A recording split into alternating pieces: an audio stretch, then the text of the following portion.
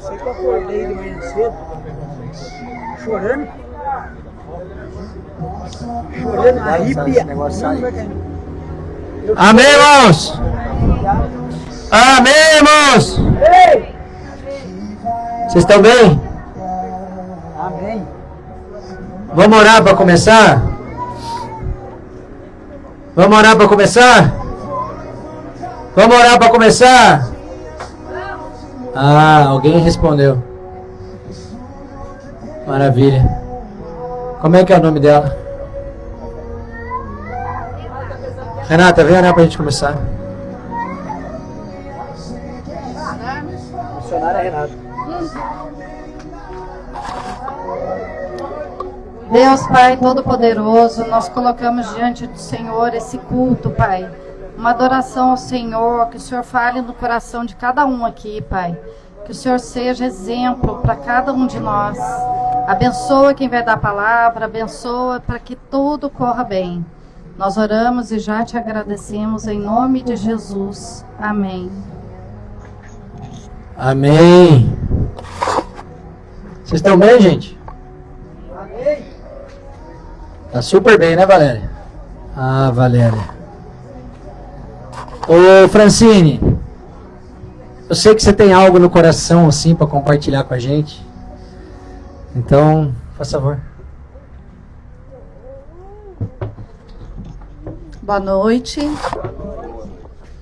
Que a paz e a graça do nosso Senhor e Salvador Jesus esteja conosco, amém? Amém. Eu sei que o Espírito Santo já está aqui no nosso meio, que é uma noite marcada pela presença dEle. E sabemos que Ele se revelará aos nossos corações.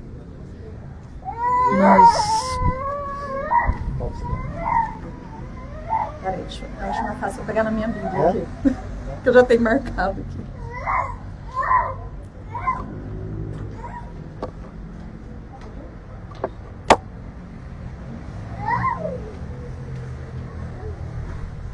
Aleluia!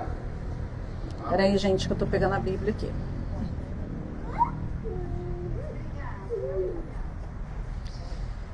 Eu tenho compartilhado com alguns irmãos nesses últimos tempos e nós temos visto que nós temos passado por dias muito difíceis, né? Cada um enfrentando as suas dificuldades, os seus desafios, cada um dentro da sua limitação, mas a palavra também nos diz que o Senhor não nos dá aprovação maior do que a gente possa suportar.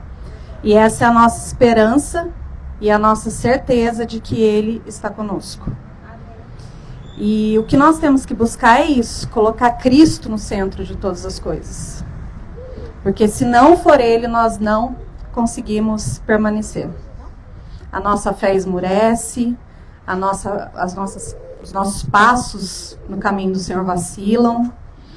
Então nós temos que realmente buscar colocar Cristo no centro da nossa vida em todas as circunstâncias. Porque os dias são maus, irmãos, e não vai melhorar. Mas a nossa certeza é de que Ele já nos fez vencedor. Né? Ali naquela cruz, quando Ele derramou o sangue dele, ali foi colocado diante de toda a humanidade e diante do inferno, que Ele nos fez vencedor. E isso nós temos que trazer ao nosso coração. No capítulo 1, versículo 2, fala assim: meus irmãos, tende grande gozo quando cairdes em várias tentações, sabendo que a prova da vossa fé produz a paciência. Tenha, porém, a paciência, a sua obra perfeita, para que sejais perfeitos e completos, sem faltar em coisa alguma. E se alguém de vós tem falta de sabedoria, peça a Deus, que a todos dá, liberalmente, e não o lance em rosto, e se lhe é dado. Peça, porém, com fé, não duvidando, porque o que duvida é semelhante à onda do mar, que é levada pelo vento e lançada de uma parte para outra. Então, gente, é sobre isso. É a gente colocar realmente os nossos olhos fixos em Cristo, a todo instante. Cada um tem passado pelo deserto. Mas eu tenho aprendido que quando o Senhor nos leva para o deserto, e Ele nos leva para esse lugar, é para nos forjar, para nos moldar. E muitas vezes a gente ouve falar assim, porque Ele tem algo grande para realizar na sua vida. E a gente sempre leva para o lado material, para o lado desse reino, né? E na verdade, os nossos olhos têm que estar fixos no quê? Na eternidade. Então, Ele tem algo grande para fazer? Sim. Mas para nos usar como instrumentos para que o reino dele cresça. Para que todos vejam que existe algo eterno. Então, nós temos que buscar isso. Senhor, me dá sabedoria. Pai, me dá graça para continuar nisso. Eu tenho passado os dias que não têm sido fáceis, eu com meu marido. Mas nós vemos a fidelidade do Senhor em cada detalhe. E a certeza que eu tenho é que o quê? Que Ele já me fez mais que vencedora. Eu, o meu marido, a minha casa, as minhas filhas. Né? Então essa é a nossa certeza. É fácil? Não. Mas Jesus não falou que ia ser fácil mesmo. Ele falou, vocês vão ter provações. Né? Mas tem de bom ânimo. Tem de bom ânimo. O bom ânimo vem quando nós nos rendemos ao Espírito Santo. Quando nós mostramos que nós não conseguimos sem Ele. Porque se nós formos fazer com a nossa força, nós não vamos conseguir. Então, que cada um aqui possa realmente buscar estar sendo revestido do Espírito Santo. Estar sendo revestido da busca e do poder do Senhor para vencer os dias maus. Amém? Posso orar? Pai, no nome do Teu Filho amado Jesus Cristo, Senhor, nós Te louvamos, engrandecemos o Teu santo nome, Te glorificamos, porque o Senhor é o único digno de receber toda adoração, todo louvor, toda a honra, toda a glória. Neste momento nós Te entronizamos neste local, Senhor. Pedimos de uma maneira sobrenatural a presença do Teu Espírito Santo. Que o Senhor venha encher este lugar com a Tua presença. Nós damos ordem aos Teus anjos, Pai, para que eles estejam aqui ao nosso redor. E que nos revista com a Tua armadura, Pai, como diz lá em Efésios. Nos coloque, Senhor, com a autoridade vinda direto do Teu trono.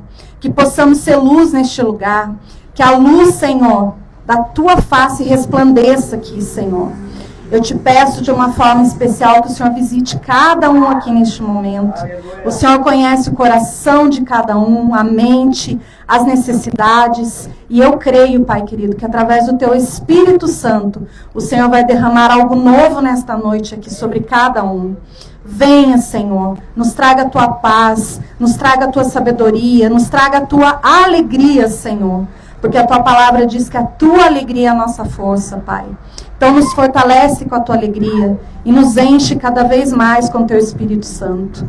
Cada lacuna que tem dentro de nós, Pai, cada buraquinho que ainda está vazio, derrame do Teu Espírito Santo. Derrame do Teu amor, Senhor. Traga cura, libertação, restauração, Pai. Nós Te clamamos nessa noite, no nome de Jesus, Senhor. Amém.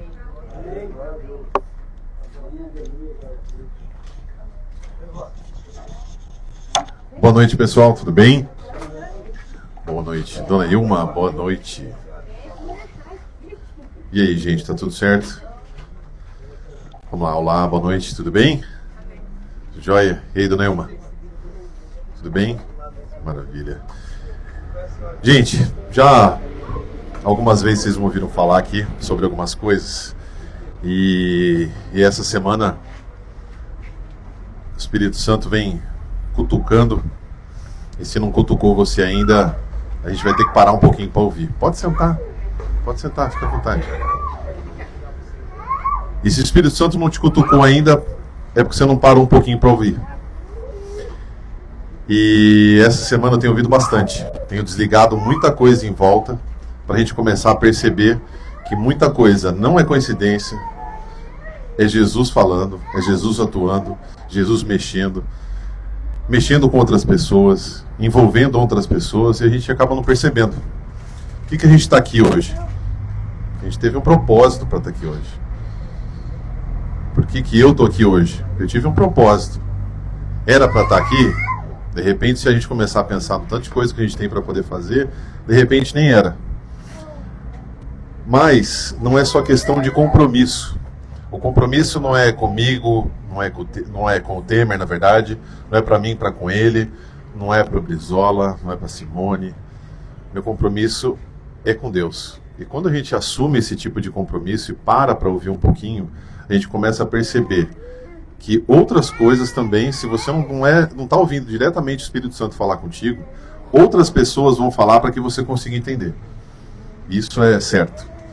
Você vai ouvir mensagens, que essas mensagens vão te tocar de uma forma. E a semana passada para mim foi muito assim. Tudo que eu ouvia, tudo que eu procurava para ouvir, por isso que eu digo, não adianta a gente só seguir, só vir na segunda-feira e só ler a Bíblia. Tem uma série de coisas que envolve. Esse envolvimento é o parar para escutar. É você procurar também. Né? Não é só ficar ouvindo a mensagem e você ler a Bíblia, mas você chegar uma hora e começar a tentar escutar um pouquinho. Procurar uma mensagem no YouTube, uma pregação. Tudo é complemento de uma coisa com a outra. O seu grupo de pessoas, o seu grupo de amigos. E algumas outras pessoas também que fazem influência. Eu também ouço outros pastores, também conheço outros pastores, a gente vai ouvindo o conteúdo.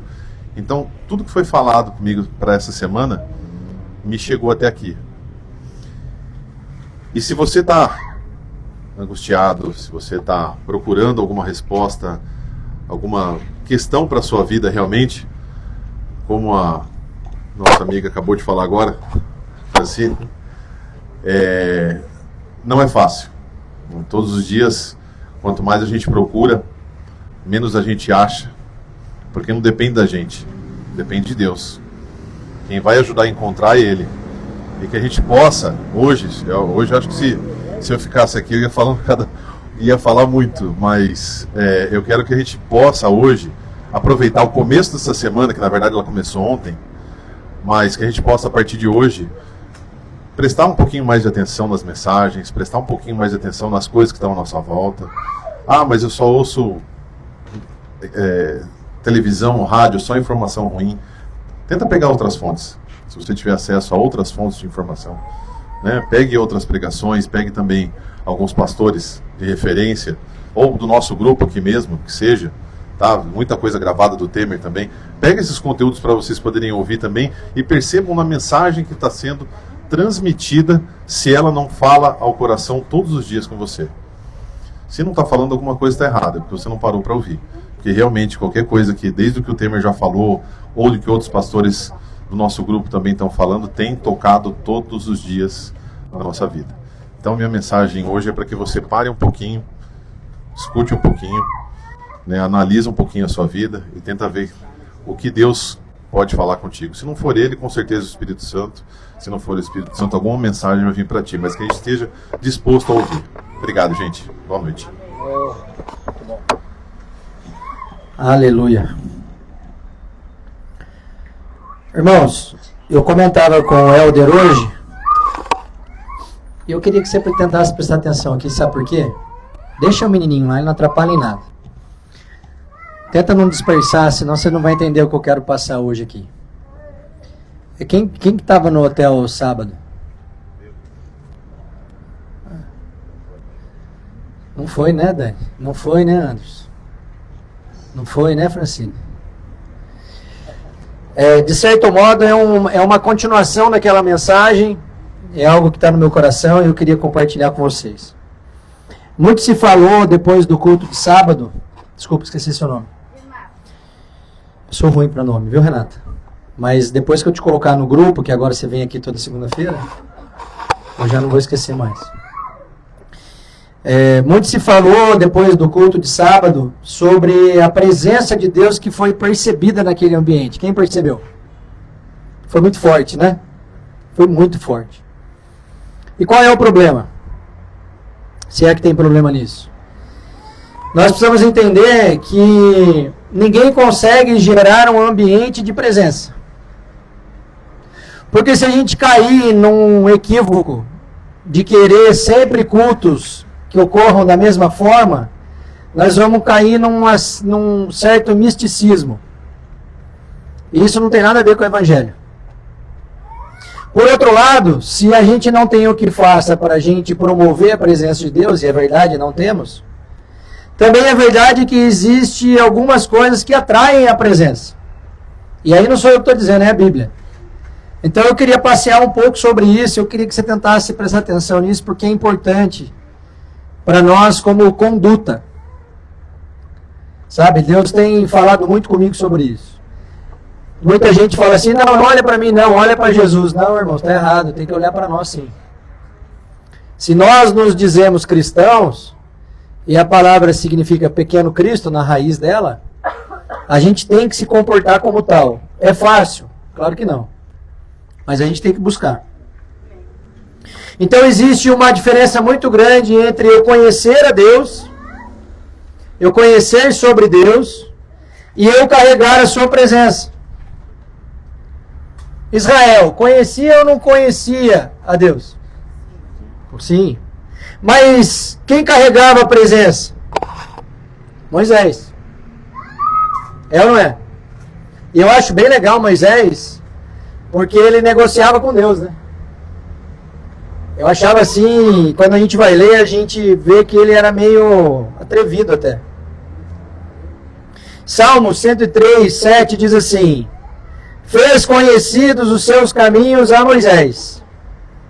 Então Deus fez conhecido a Moisés os seus caminhos. E aos filhos de Israel, Brizola? O texto não fala caminhos, fala feitos. E aí aqui a gente tem o ponto central dessa mensagem. Tem muita gente, irmãos, que vai usufruir dos milagres de Deus. Presta atenção nisso. Vai experimentar o milagre. Mas não vai conhecer os caminhos pelos quais ele promoveu o milagre. Ah, não sei se você entendeu isso. Mais do que nós queremos os milagres de Deus, nós precisamos querer entender como que ele promove os milagres. Para que ele promove os milagres? Porque quando Deus salvou a vida do Riad, do meu filho, eu vi o milagre. Mas como eu não era convertido ainda, eu não conseguia entender o porquê daquilo. Tanto é que antes eu perguntava assim, por que ele estava doente e depois por que ele tinha sido salvo. Porque não faz o mínimo sentido. Quem sabe o que o Riad passou, sabe que o fato dele estar vivo e bem é um absurdo. E aí, à medida que eu me converto, Deus acessa o meu coração, transforma meu coração de pedra em coração de carne. Hoje faz muito mais sentido entender os caminhos pelos quais ele gerou o milagre do que o milagre em si. Está me entendendo? E aí a gente é chamado para um lugar de maturidade na fé, que foi sobre isso que eu falei um pouco sábado. Porque a gente não pode viver como a grande maioria das pessoas que vivem numa relação com Deus, que elas buscam as bênçãos, mas não buscam a presença. É muito comum isso. Eu quero tudo aquilo que Deus pode me dar, mas eu não estou nem aí se Ele estiver distante de mim. E por quê? Porque eu mesmo não busco. Então a gente entra na fila da bênção, do milagre, mas a gente não entra na fila da comunhão. Então eu quero tudo que Deus pode me dar, eu quero. Mas eu não estou disposto a me relacionar com os diferentes, porque eu me sinto incomodado. Vocês estão entendendo isso, irmãos? Então a gente muitas vezes quer o poder de Deus, mas não quer a transformação do caminho com Deus. Porque deixa eu te falar, teve algo que eu descobri estudando, quando em Lucas 9:23 fala assim, você quer me seguir? Quer me seguir?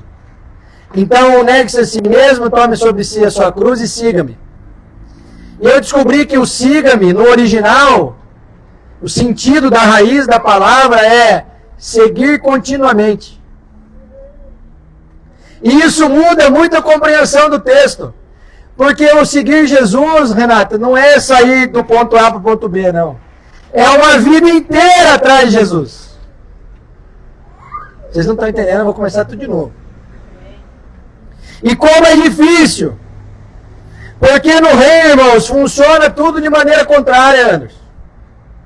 Por isso que quando conversávamos aqui antes de começar o culto, e a gente ia lamentando de algumas situações difíceis da nossa vida, eu cheguei e falei assim, deixa eu contar uma coisa para você, vai piorar. Sabe por quê, irmãos? Não tem como Deus forjar o seu caráter se você viver só uma vida boa. Eu sei que essa não é uma palavra motivacional. Mas a verdade é que quanto mais de Deus você pede, mais para baixo Ele vai te puxar. E entenda, não é para te matar. É porque Ele quer criar em você um coro necessário para que você seja poderosamente usado por Ele. E não tem outro jeito. Na Bíblia, irmãos, homens que carregaram a presença nunca perseguiam uma vida fácil. E muitos de nós ficam justamente pedindo o que para Deus? A vida fácil. Esses homens que carregaram a presença de Deus perseguiam a presença. Não era o que Deus podia dar para eles, mas era quem Deus era. Isso tem uma diferença muito grande. E qual foi a consequência desse comportamento? Depois a gente vai para os exemplos. Deus os usou poderosamente. Ah, irmãos. Moisés não pediu posição para Deus. Moisés pediu presença. Porque ele entendeu que a glória de Deus percebe uma verdade que não muda. Sem a presença, é só religião. Por isso que nós temos muitos encontros em nome de Deus que Deus não está. Eu não sei se vocês estão me entendendo.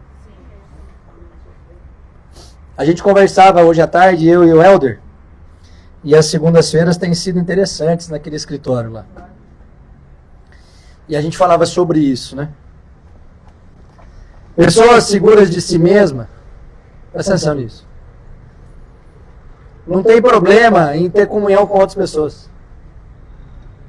Não tem problema sentar numa mesa e ser exortado. Não tem problema sentar numa mesa e ser ensinado.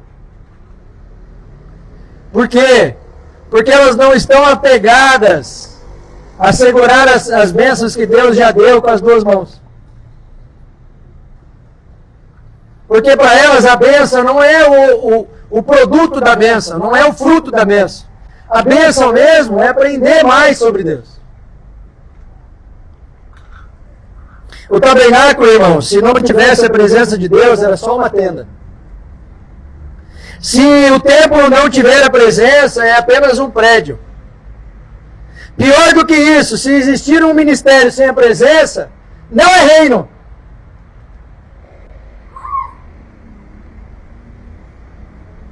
Isso é muito pesado para a gente parar para pensar. Porque sem perceber, nós somos envolvidos por estratégias humanas de fazer algo que Deus falou assim, apenas plante. Só plante o que eu mandei você plantar, o resto eu faço. E esses princípios, irmãos, não mudam. Tem muita gente querendo viver coisas grandes em Deus, mas não consegue permanecer diante dele nas coisas pequenas. E aí deixa eu contar para você, não vai chegar. Quer fiar no pouco? Você está sendo fiel no pouco? Sabe, irmãos, a gente estudando a Bíblia, a gente percebe que antes de Deus usar grandes homens que a Bíblia narra, Ele geralmente leva para dar uma passeadinha no deserto.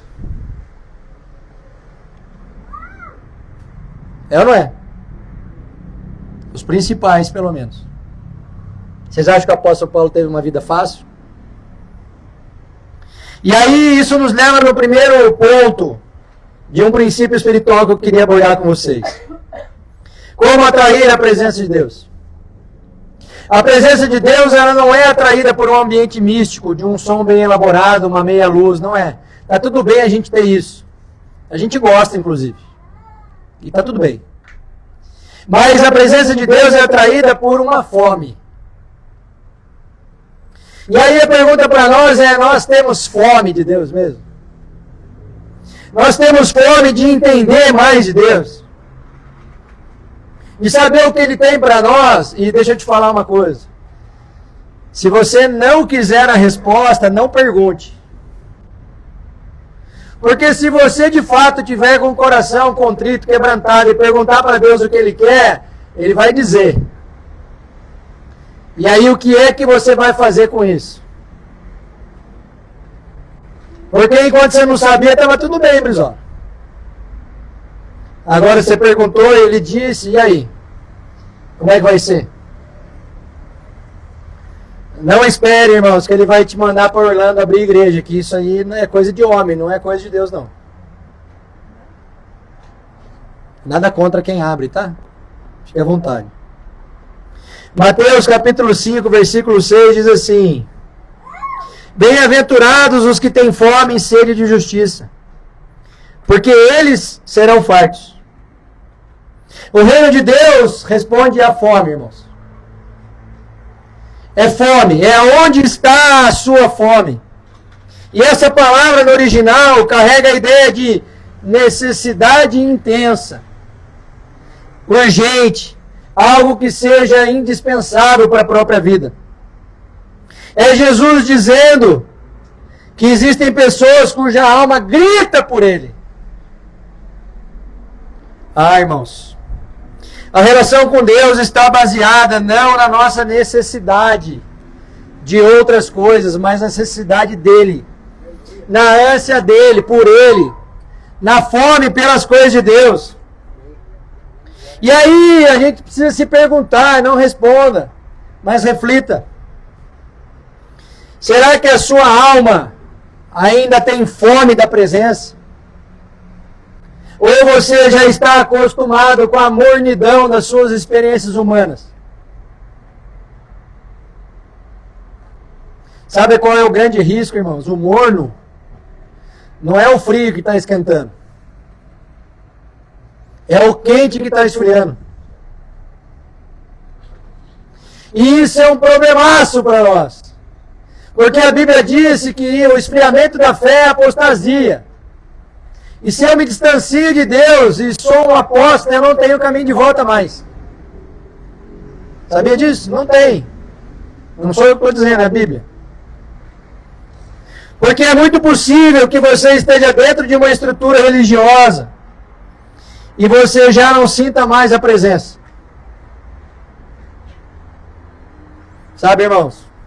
Sem fome, não existe presença. Nós já tivemos várias experiências sobrenaturais nesse Coreto, sim ou sim? Da presença manifesta do Espírito Santo. Tinha painel de LED? Tá tudo bem ter, irmãos. Pode ter, não tem problema. A questão é, o Espírito Santo não está na fumaça, não está no palco, não está no arranjo da guitarra, com 5 pedais no chão. Não está, irmãos. Deus não está nisso. O que motivou, o que iniciou todo esse trabalho nas ruas há mais de 2 anos atrás, fui eu na minha casa fazendo exercício físico. E o Espírito Santo me pegou. Por quê? Porque eu estava com fome. E eu falava, Senhor, eu quero entender mais a sua palavra, Senhor, eu quero me aprofundar, eu não consigo, eu não entendo, eu leio e não entendo. E até hoje eu não entendo direito. Mas mudou bastante. Então a gente precisa buscar. A presença, irmãos, foi perdida por homens que haviam sido chamados por Deus. A gente precisa vigiar por isso. Sansão perdeu a presença, Saul perdeu a presença. A igreja de Laodiceia perdeu a presença. E o livro de Apocalipse, no capítulo 3, versículo 15, diz assim: Conheça as tuas obras, que nem és frio nem quente. E porque és morno, vomitar-te-ei da minha boca. A gente poderia emendar uma pergunta assim: naquele dia, naquele grande dia, você quer ser recebido, vinde a mim, bendito de meu Pai? Ou você quer escutar, aparta-te de mim que não te conheço? Porque uma aparência religiosa não adianta nada. Não é a religião que nos salva. Muito menos falar que tem fé no Filho. Não, é a fé do Filho. E aí, quando a gente está passando pelo deserto, eu não combinei com a Francine, mas ela fez a introdução da mensagem. A gente muitas vezes se coloca nesse lugar de esfriamento da fé. Por quê? Porque é natural. O ser humano fica olhando e fala assim: onde está Deus que não está vendo o meu sofrimento? É ou não é? É claro que é. Mas eu estou em obediência, Senhor. Eu vou toda segunda-feira lá. Eu faço a logística do bolo. Eu estou fazendo tudo certinho. Não foi uma segunda-feira sequer que não teve aqui os nossos cultos na praça em mais de 2 anos. Sabia disso? Nunca a gente deixou de fazer. E aí parece que as coisas estão dando errado. Será mesmo? Irmãos, a providência de Deus está no mel, Renato. Sabia disso? A providência de Deus está mais nas portas fechadas do que nas portas abertas. Porque a gente é tão cabeçudo que a gente não entenderia se ele abrisse várias portas. Então tem que fechar todas e abrir uma só. Senão a gente escolhe errado. E a humanidade é perigosa. Porque ela cria uma aparência de vida com Deus. Mas e o fogo? É, irmãos? E o fogo da presença? Vocês estão muito quietos. O problema é que o morno tem aparência de santidade, Tiago. Ele canta, ele vai na igreja, ele levanta as mãos, mas ele já perdeu a paixão pela presença. Muitos nem lembram quando experimentaram a presença. Não sabe a sensação que é isso. Não consegue discernir no Espírito a presença de Deus. Davi nos ensinou algo profundo em Salmos 42:1, que diz assim: assim como o servo brama pelas correntes das águas, assim suspira a minha alma por ti, ó Deus. A minha alma tem sede de Deus. E Deus o quê? Na cruz? Vivo. Deus vivo. Irmãos, isso é muito sério. Isso é muito sério porque se a gente se acostumar com a falta da presença, a gente vai cair num sistema de crenças que não está baseado naquilo que o Espírito Santo faz ou deixa de fazer. Vai estar baseado naquilo que o homem produziu ou deixou de produzir. Por isso que existem cursos de PNL dentro de algumas igrejas grandes, ensinando os pastores como acessar a alma das pessoas. Mas deixa eu te contar, a transformação não é na alma, é no espírito. E aí quando acaba a fumaça, acaba o som, acaba aquele ambiente todo aconchegante, a pessoa volta para a sua realidade. E aí onde Deus está? É uma pergunta.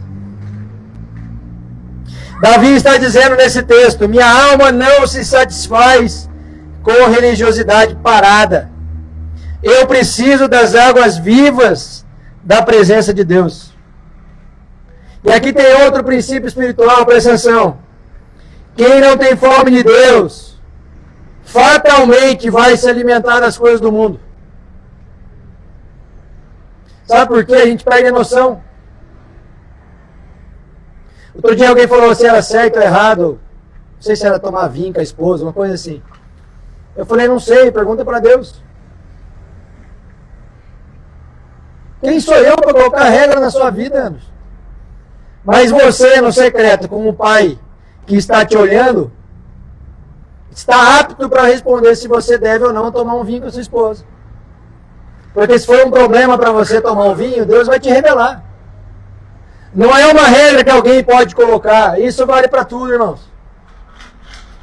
É você e Deus num questionamento sincero. Queremos saber algo dele, deixa eu te falar, ele vai responder. O coração humano, irmãos, tem um problema grande. Ele nunca permanece vazio. Então, se o Espírito Santo não ocupar esse lugar aí, pode esperar. Ele vai ser ocupado por qualquer outra coisa que Deus desaprova. E às vezes são coisas legítimas. Outro dia eu me perguntei sobre isso. Porque eu tinha o hábito ruim de falar que eu amava meu filho acima de todas as coisas, por tudo que ele tinha passado. E isso é um grande equívoco. E hoje eu peço perdão a Deus e agradeço ao mesmo tempo dele não ter levado, só porque eu estava colocando no lugar dele. Então esse é um alerta, é um exemplo de um alerta que nós precisamos ter em mente. Que tudo aquilo que a gente colocar no lugar de Deus, pode esperar. Em algum momento ele vai arrancar. Porque Deus só quer uma coisa, irmãos. Que seu nome seja glorificado. Que a gente o adore em espírito e em verdade. Então a gente precisa refletir o que a gente está colocando no lugar dele. E aí, se eu alimento essa fome espiritual por Deus, o que acontece comigo? Ao invés de eu ficar nessas discussões idiotas de pode ou não pode, tudo que eu vou fazer, eu entendo que é para quê? Para glorificar a Deus. E aí eu faço o quê? Eu pergunto para ele, isso aqui que eu estou pensando em fazer, glorifica o Senhor? E ele vai responder sim ou não. E ele responde, viu, irmão? Assustador. Viu, João? Se você quiser saber, espera, que ele vai falar. E aí a nossa vida, irmãos, vira um altar. Enquanto o mundo está transformando alguns púlpitos de igreja em palco, o que Deus quer conosco é transformar a mesa da nossa casa, do café da nossa casa, num altar. É o fogão lá cozinhando para o marido, ou o marido para a esposa, no meu caso. Em casa sou eu que cozinho, viu, irmãos? Aqui não é um altar. E eu sempre falo para os meus filhos, isso aqui é uma forma que eu demonstro que eu amo vocês. Porque eu faço e faço querendo fazer. Está entendendo isso? Então, em toda situação da nossa vida, no contexto nosso de comunhão com outras pessoas, a gente pode fazer tudo num altar. Porque não é um lugar físico, não existe um lugar santo. Tudo que eu faço que glorifica a Deus é santo. Levítico, capítulo 6, versículo 13, diz assim: o fogo arderá continuamente sobre o altar, não se apagará. Nesse contexto, estava associado à manifestação da presença de Deus. Por isso que quando a gente fala que o fogo desceu, a gente está falando da presença. Porque Deus muitas vezes na Bíblia se manifestou no meio do fogo.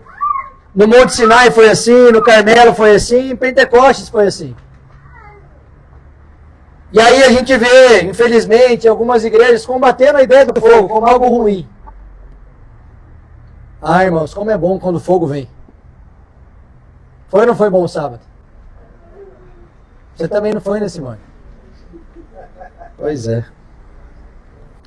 O fogo nunca veio, irmãos, sem altar.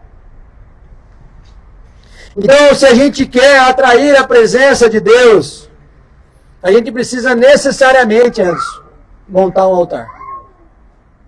E aí isso não tem a ver com o aspecto físico. Isso tem a ver com atitude, com comportamento. Presta atenção nisso. Nós podemos ter uma experiência do fogo descendo na nossa casa, desde que a gente monte um altar nas coisas que a gente faz, irmãos. Porque o altar fala de uma entrega, fala da morte do nosso eu, e um processo intencional de rendição. Vocês não estão entendendo, eu vou começar tudo de novo. Amém, irmãos? Amém. Qual é o problema? Até agora foi só coisa boa. Eu estava na minha versão Paulo, agora eu vou entrar João Batista. O problema é que nós queremos o fogo, mas não queremos o sacrifício. E aí, qual é o sacrifício? Qual é o sacrifício que o Novo Testamento nos apresenta, Brizola? É um culto racional a Deus. E como eu faço o meu culto racional? Se eu acho que santidade, a busca pela santidade é secundária. Afinal, nós fomos salvos pela graça. Não tem gente que pensa assim? E aí a gente entra num ponto fundamental da mensagem. Porque se a gente quer presença, irmãos, a gente precisa renunciar a algumas coisas. E não são poucas. Se nós queremos carregar a unção de Deus, nós precisamos deixar Deus comandar a nossa vida. E a gente se pendurar lá na cruz dele. Porque tem uma lei da física que eu não sei se vocês conhecem. 2 corpos não habitam o mesmo espaço.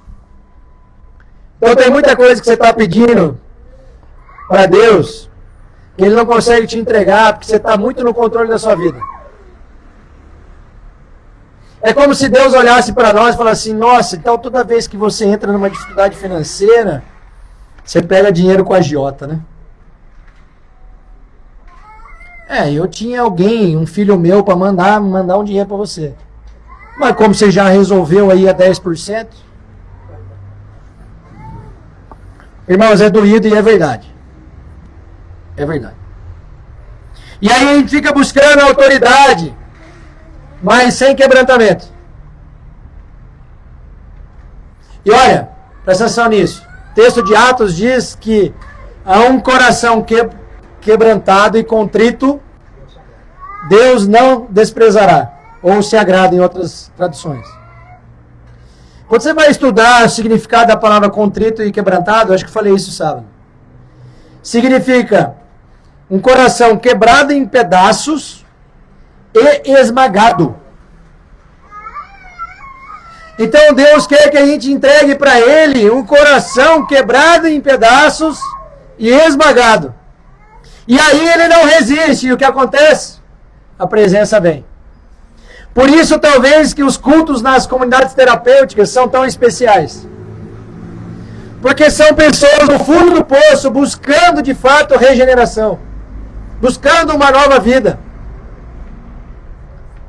E aí Ele se faz presente. Sabe, irmãos? Presta atenção nisso.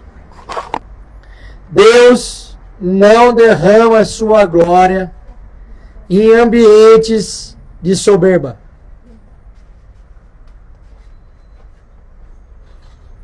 Não derrama. A musiquinha, a fumaça, o jogo de luz pode dar a impressão de presença. A sensação, a emoção.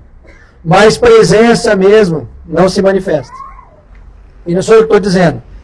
Romanos capítulo 12, versículo 1. Presta atenção. Rogo-vos, pois, irmãos, pela compaixão de Deus, que apresenteis os vossos corpos em sacrifício vivo, santo e agradável a Deus, que é o vosso culto racional. O que a gente aprende aqui? No Antigo Testamento, o sacrifício era o quê? Morrer no altar. E no Novo Testamento, o sacrifício subiu como? Vivo! Porque o sacrifício do Novo Testamento foi o próprio Jesus que ressuscitou e voltou para o Pai. Então, para a gente entrar nesse lugar, irmãos, nós precisamos subir. E aí a gente encontra com Deus descendo, Dani. A presença é o nosso encontro. Enquanto a gente se eleva em adoração, Deus desce para responder. Ah, você devia entender isso. Deus não quer momentos emocionais no culto. Ele quer a nossa vida no altar. Mas é o tempo inteiro, não é vez ou outra. Sabe quem compreendeu isso na Bíblia? Elias. Elias está lá em 1 Reis 18. Eu não vou ler aqui para ganhar tempo, mas depois você leia. Antes do fogo cair, ele restaurou o altar quebrado, irmãos. Quem é o altar quebrado? Nós. A gente precisa olhar para a nossa vida e entender o que a gente precisa restaurar, Simone. Aí o fogo vem. E é um processo dolorido. Sabe por quê? Muitas vezes a gente abandona o nosso próprio altar. E aí o Espírito Santo não se manifesta. E a gente, como é muito idiota, desculpa a palavra, a gente continua pedindo coisas para Deus. Quando a gente devia buscar a presença.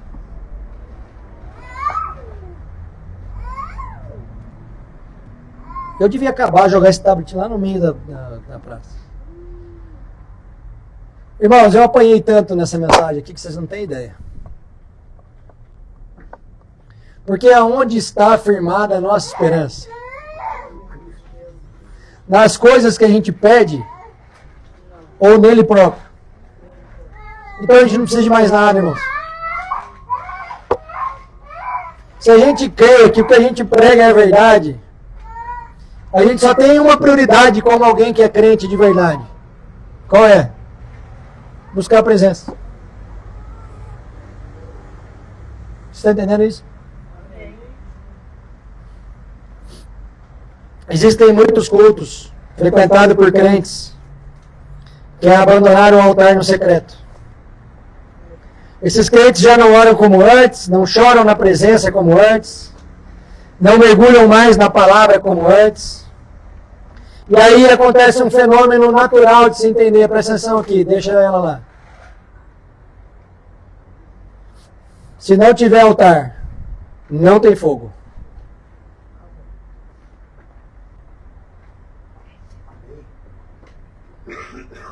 Nós temos que sair daqui hoje, irmãos, presta atenção nisso. Nós temos que sair daqui hoje convencidos, convictos de reconstruir o nosso altar. E aí, não tem segredo, o fogo vem. Pelo menos é isso que a Bíblia nos mostra. E como a gente sabe se o nosso altar está quebrado ou não? Se o nosso altar estiver quebrado, a gente não age e reage como Cristo. Se o nosso altar estiver de fato construído, a gente começa a fazer como o apóstolo Paulo disse: já não vivo mais eu, mas Cristo vive em mim. É uma virada de chave? É uma virada de chave. Existe um processo de aprofundamento, sem dúvida. Mas a gente tem que se amarrar no pé da mesa e não agir mais como antes. Esse papinho de que nós temos que entender o irmão, porque o irmão está no processo, serve para ele, para nós não. Nós não temos que ter condescendência, irmãos. Eu não sei usar outra palavra para eles entenderem. A gente não tem que ter tolerância com a gente mesmo. É legítimo e devemos ter tolerância com o próximo, mas conosco não. Porque sob o argumento da misericórdia divina, a gente começa a tolerar as nossas próprias incoerências e começa a arrumar desculpa para nós mesmos. E aí o que acontece com o nosso altar? Vai entrando em ruínas. Porque a presença, irmãos, ela causa uma transformação profunda na nossa vida. Qualquer um de nós que entra na presença não sai a mesma pessoa. Tem um louvor famoso que diz: quem já pisou no Santo dos Santos, em outro lugar não sabe viver. Não é verdade. É verdade. Mas se a gente fizer isso, a manivela, só para ter sensações emocionais, está errado. Você está entendendo isso? Tem muita gente por aí querendo produzir a presença de Deus. Mas só tem uma coisa que atrai a presença. Presta atenção nisso. Santidade. Hebreus 12, 14. Segue a paz com todos e a santificação, sem a qual ninguém verá o Senhor. Então a santidade não é uma estética religiosa de ir ao culto, vir aqui segunda-feira, dar sopa na rua, não é. Santidade é entender que a gente é um povo separado, irmãos. A gente não é qualquer povo, a gente é um povo separado. E a palavra santificação, sabe o que significa? Sabe? Povo separado. Ai, irmãos, é lindo, né? É lindo. Quando a gente começa a olhar os originais, e entender a raiz das palavras, os textos vão ficando muito mais claros. Façam esse exercício. É muito legal. Porque a gente começa a perceber como Deus foi didático. Não deixa dúvida. Se você não tem santidade, o que você não é? Povo separado. E aí eu quero a presença, mas não sou povo dele. Essa conta não fecha. Ah, irmãos, ninguém entendeu nada. Ô, Fábio, me ajuda. Deixa eu te contar uma verdade dura de ouvir. Deus ama o pecador, mas Ele confronta o pecado. A palavra dele veio para nos confrontar, não veio para passar a mão na nossa cabeça. Se a gente crê diferente disso, está errado. A gente está criando um Deus que não é o Deus da Bíblia. E Isaías, irmãos, quando ele viu a glória do Senhor, ele não começou a celebrar. Vocês lembram dessa passagem? Isaías 6. Ele começou o quê? A se quebrantar. Olha o que diz o texto. Isaías 6:5. Então disse eu, ai de mim, pois estou perdido, porque sou um homem de lábios impuros, e habito no meio de um povo de impuros lábios. Os meus olhos viram o Rei, o Senhor dos Exércitos. Primeiro ele falou tudo aquilo que desqualificava ele como alguém digno de experimentar a presença. E não se colocou como alguém especial porque sentiu a presença. Olha a diferença.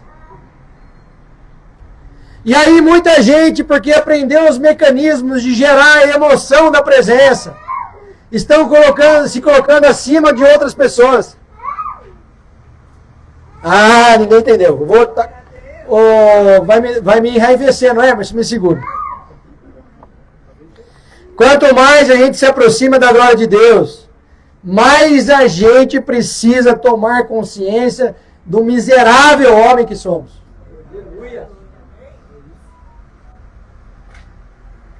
É pura graça, irmãos. É pura graça de Deus virar sua face para nós. O grande problema é que muita gente quer experimentar a presença constante, mas não quer abandonar aquilo que já sabe que entristece o Espírito Santo. Irmãos, Efésios 4:30 deixa claro para nós. Não entristeçais o Espírito Santo de Deus, no qual estáis selados para o dia da redenção. Então a presença não habita, irmãos, onde a carne é alimentada. A presença só se manifesta onde existe uma palavrinha mágica que muitos esqueceram. Sabe qual é? Arrependimento. Não tem a ver com o que a gente faz. Tem a ver onde está o nosso coração.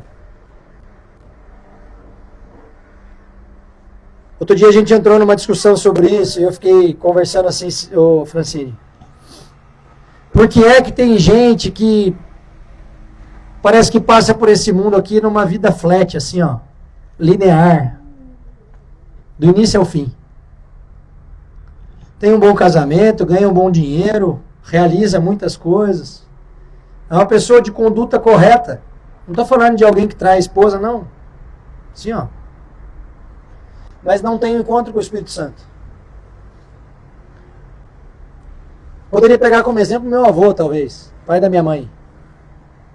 O cara que saiu de baixo, foi para a guerra, passou no concurso de fiscal da Receita Federal, teve uma boa vida, cuidou de todo mundo. Cara correto. Não traiu a minha avó. Tinha ética nos negócios. Cara, não foi pro céu. E aí a gente que tem um encontro com Jesus,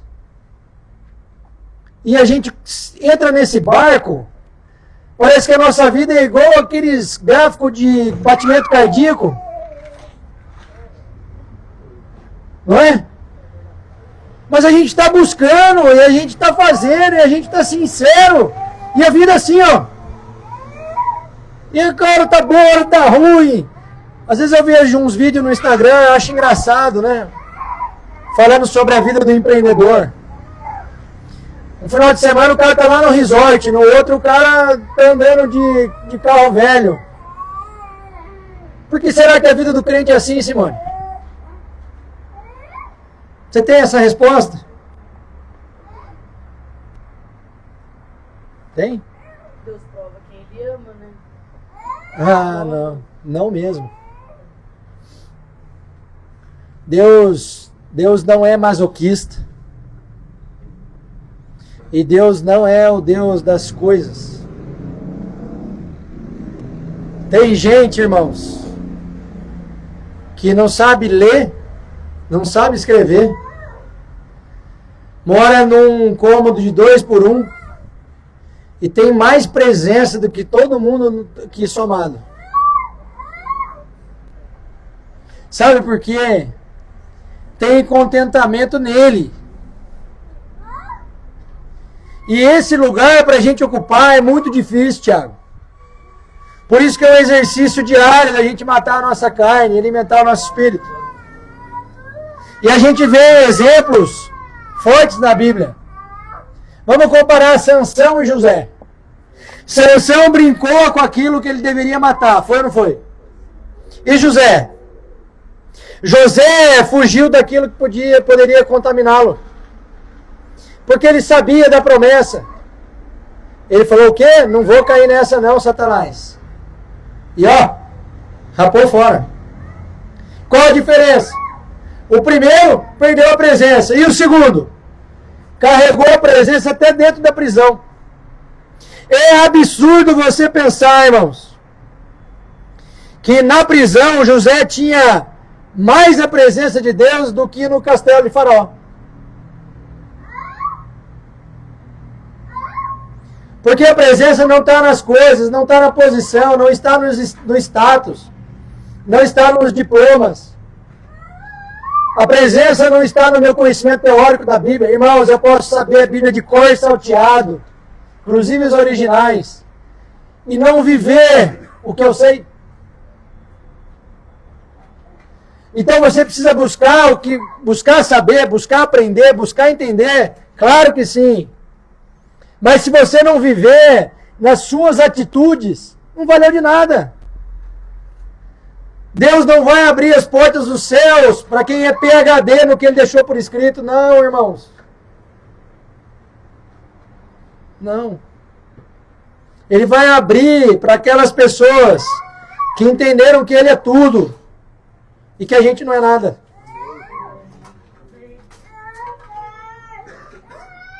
A presença de Deus não depende do ambiente. A presença de Deus depende de um coração rendido. E aí, quando existe essa rendição, Deus começa a liberar intimidade. Eu já testemunhei várias vezes que a minha vida com Deus mudou completamente quando eu obedeci e parei de beber. Foi coincidência? Não. Renúncia. Deus mandou, poderia ser qualquer outra coisa. Não necessariamente algo ligado a vício. Mas isso aí que você está pensando agora, que Deus já mandou você deixar, deixa. Porque se você não deixar, irmãos, não tem o próximo passo. É como se você estivesse andando num tabuleiro, num jogo de tabuleiro. E que você parou numa casinha lá e ele está falando assim, tira essa pedra da frente para você poder avançar. Mas você está agarrado na pedra com as duas mãos. E aí não tem avanço. É isso aí mesmo que você está pensando, Emerson. Não é por WhatsApp. A intimidade é o que nos transforma em instrumentos para serem usados por Ele. Sem intimidade, irmãos, nós estaremos apenas fazendo algo por serviço. E deixa eu te contar, Deus não precisa do nosso serviço. Sabia? Se a gente não vier aqui, Ele quiser fazer algo aqui, Ele vai mandar o outro fazer. A intimidade com Deus não está nisso aqui. A intimidade com Deus está no motivo pelo qual isso está acontecendo. É muito diferente. O mérito não é na ação, mas é na causa da ação. Porque a gente só se movimentou por uma obediência, sim ou sim? É isso, irmão. Você acha que o Brizola que acordou 6 horas da manhã, trabalhou o dia inteiro carregando peso, não estava louco para estar lá na casa dele? Tomando banho, comendo alguma coisa com a esposa, com os filhos, com as filhas. Por sinal, são minhas melhores amigas agora. Salmos 25:14 diz assim, já estou acabando. O segredo do Senhor é com aqueles que o temem, e Ele lhes mostrará a sua aliança. Então eu quero fazer uma pergunta, já estou me encaminhando para o final aqui. Vocês querem conhecer mais de Deus? Querem? Então deixa eu te contar uma coisa. O nível da relação com Deus é exatamente proporcional ao seu nível de relação com Ele. Vou repetir. O nível da relação de Deus com a senhora é exatamente proporcional ao nível da relação da senhora com Deus. Deus é um Deus de reciprocidade, irmãos. Se eu busco, Ele se apresenta. Se eu me afasto, Ele continua paradinho lá, mas Ele não avança. Se você voltar, Ele volta. Eu tenho aprendido isso, irmão. Vocês deviam aprender isso, que isso é verdade. É verdade. E é só você se distrair um pouquinho que Ele se afasta. E não é porque Ele quer. É porque a gente faz esse movimento de se afastar dele por N e outras coisas. Afinal de contas, nós somos ocupados, ô Brizola. Nós temos tantos projetos. Então existe um nível de Deus que a grande maioria das pessoas não acessa. Sabe por quê? Porque não buscam de todo o coração. João reclinou a cabeça no peito de Jesus. Reclinou ou não reclinou? Ele viu milagres? Viu. E Pedro? Também viu milagres. Mas Pedro reclinou a cabeça? Por quê, irmãos? Porque só consegue reclinar a cabeça no peito de Jesus quem tem verdadeira intimidade com Ele. E não quem usufruiu de milagres. E aí nós estamos buscando o quê?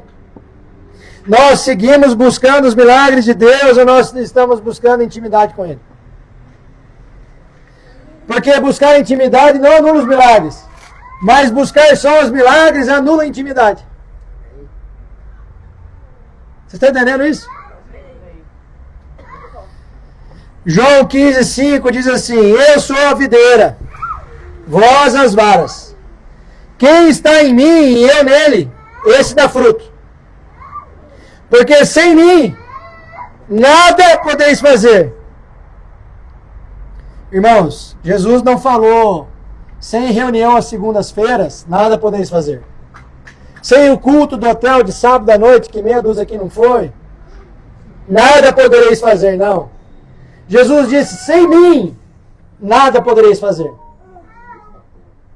Vocês estão entendendo isso, irmãos? O segredo da frutificação não está no que a gente faz ou deixa de fazer. Está na nossa busca de permanecer na videira. Nós temos buscado permanecer na videira ou nós temos buscado os nossos milagres? Ah, vamos ser sinceros, gente. Em outras palavras, o nosso papel é um só: viver enxertado nele. Então, quando um maluco lá em Campinas vira para nós, e aí? Estamos buscando o prédio, então para. Só adora. Tem a ver com isso, irmão. Sério mesmo que você vai continuar buscando o prédio? Vai orar. Só hoje eu decifrei essa mensagem. E é exatamente nesse ponto, irmãos, que muitos de nós nos perdemos. Porque nós queremos ser usados, mas não queremos ser tratados. Nós queremos o púlpito, mas não experimentamos a presença antes. A gente até quer microfone, mas a gente não tem maturidade para lidar com o irmão chato. É ou não é verdade? Não ri não, Brizola, é verdade.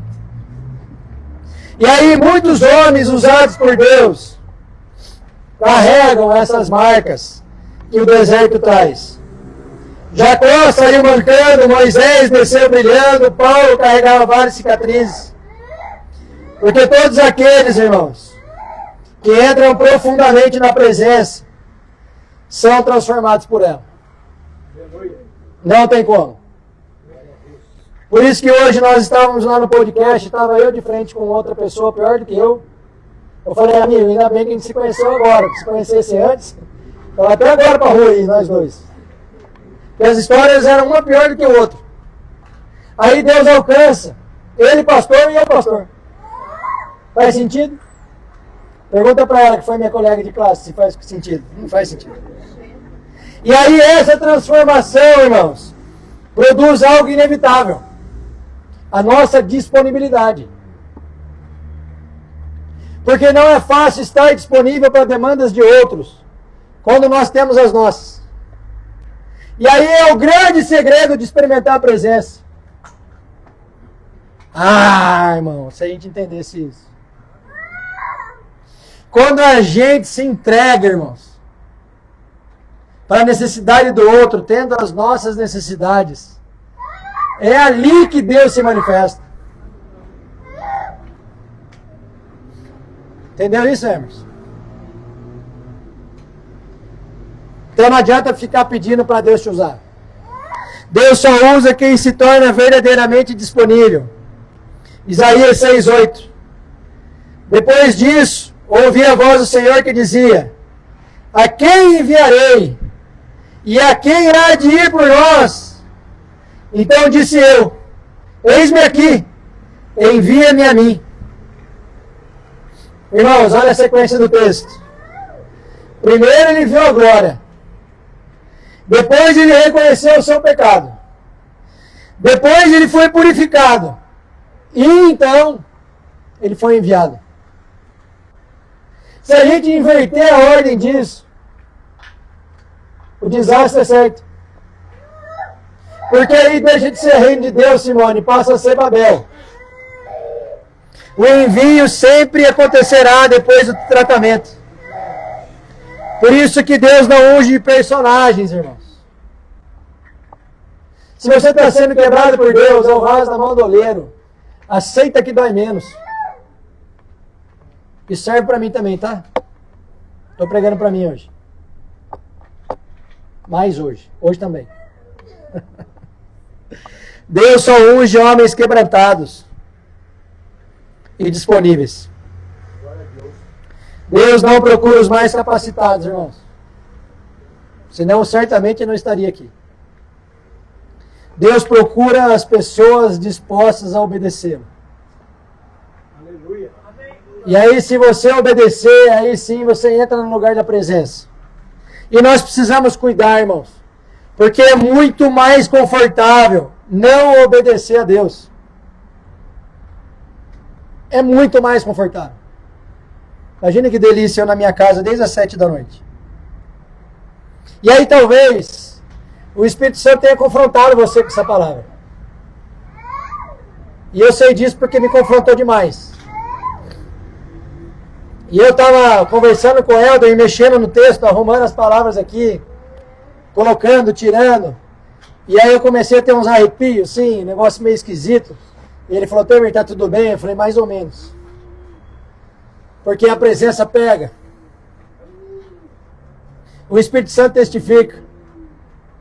Então talvez você tenha sido incomodado e está pensando assim, ah, é obra da casa, é o frio. Tá frio, né? Eu estou com a minha camiseta grudada de suor aqui. Irmãos, é o Espírito Santo testificando para você aquilo que você precisa agir. Porque ele já falou, Emerson. E a gente fica negociando. Deixa eu te falar, a próxima casa está disponível, mas você precisa tirar a pedra da frente. Senão não vai rolar.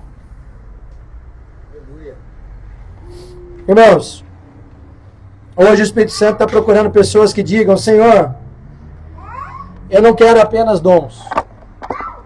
Eu quero a sua presença. Você quer a presença de Deus? Então eu vou colocar um louvor aqui. Eu estou cheio de colegas aqui de ministério. Eu vou pedir para você vir aqui à frente enquanto eu ponho o louvor, para a gente orar por você. Amém? Amém. Aleluia. Glória a Deus, aleluia. Aleluia.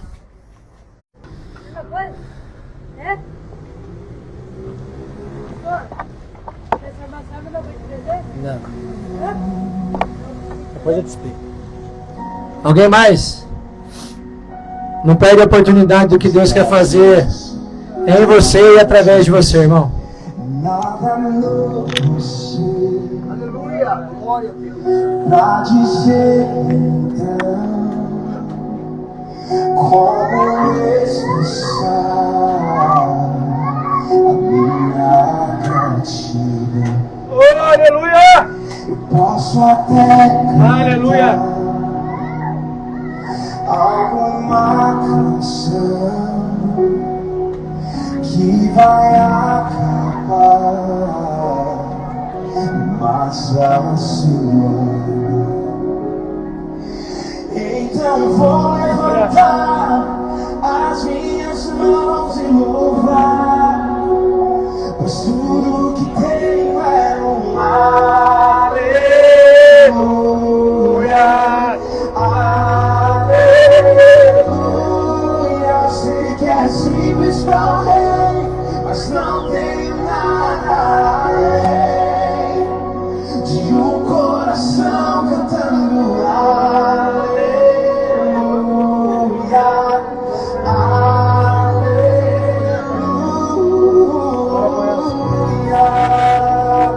Deixa Deus te usar. Em resposta a ti, há uma nação me render aqui em adoração. Então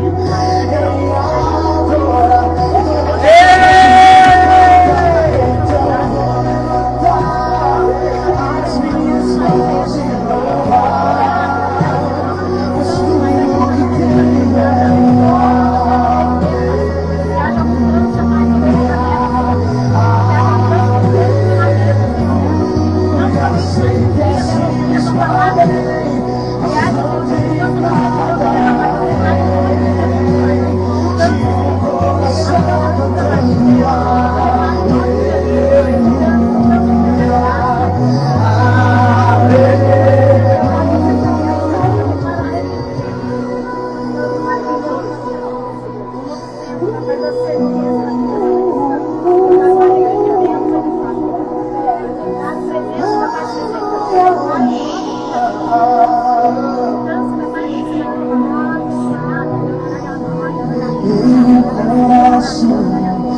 não sei vergonha que eu te essa canção. Eu sei que há fôlego. Vamos orar. Pode virar suas mãos aos céus. Vamos declarar de meu coração. E meu coração não sei vergonha. Eu sei que há fôlego. Vamos orar.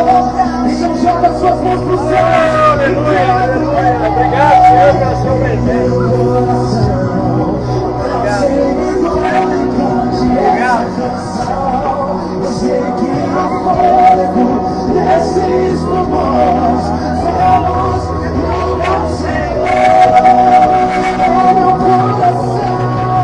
Em meu coração, não sei melhor e cante esta canção. Eu sei que há fôlego desses por nós, vamos louvar o Senhor.